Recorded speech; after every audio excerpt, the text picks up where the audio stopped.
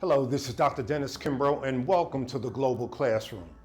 You know, as a scholar and a college professor, I am constantly on the prowl for the latest economic research or study that just might alter the way in which we live our lives. Well, I think I found a noteworthy discovery that, in my estimation, hasn't received nearly the acclaim that it is due. In October of last year, Dr. Claudia Golden, a 30-year Harvard economics professor, she released a study with a staggering title and a stunning conclusion. And I quote, "The origins and development of gender-based economic disparities." Now, I promise I'm not going to bore you, but in short, Dr. Golden's Nobel Prize-winning research centers on income inequality between men and women, but specifically mothers and fathers. She asserts the pay gap will never be closed until the duties and roles that women, specifically mothers, play outside of the world of work explicitly in the home are taken into account. Dr. Golden points out that 75 years ago, a woman with a college degree would either have a career or a family, but rarely both. Today, however, there are more female graduates than ever eager for work, and they're eager for a rich family life as well. Dr. Golden shows how generations of women have responded to this problem of balancing work and family. Poring over data, including employment surveys and census records, Dr. Golden notes that even today, pay equity between dual career couples is just out of reach. And here's the reason why. In 2024, the world of commerce and industry doesn't know or doesn't even want to consider all that women bring to the table in the office as well as at home. Now, why is this research critically important? Because August 7th of this month was designated as Moms Equal Pay Day. The day, according to the Bureau of Labor Statistics, symbolizes how far into the year mothers must work in order to earn what a father takes in the previous year. In 2022, employed mothers barely earn 70 cents for every dollar paid to a father. August 7th serves as a stark reminder of the persistent wage gap that mothers face in the workforce and highlights their limited economic stability. As a result, nearly 30% of single mothers live in poverty compared to 15% of single fathers, and you can only imagine the impact on Black families. According to this economist, the pay gap begins as soon as a woman gives birth to her first child. Women are penalized in the form of limited career opportunities due to the demands at home, such as child or elder care. Both roles can lead to lower pay.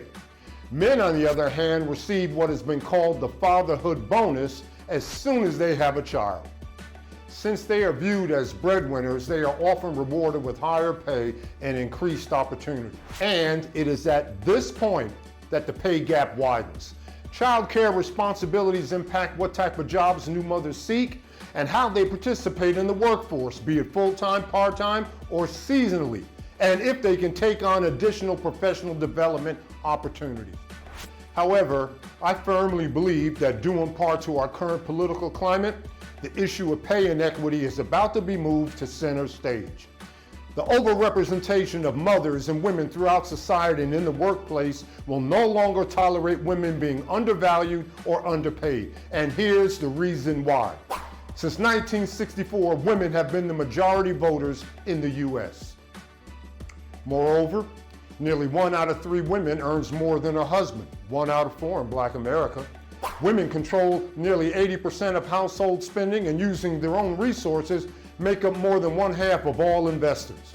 Women buy 81% of all products and services, influence 85% of all automobile purchases, and buy 75% of all over-the-counter medications. Women buy more than 70% of all groceries, and they head 40% of all U.S. households with incomes of $500,000 or more.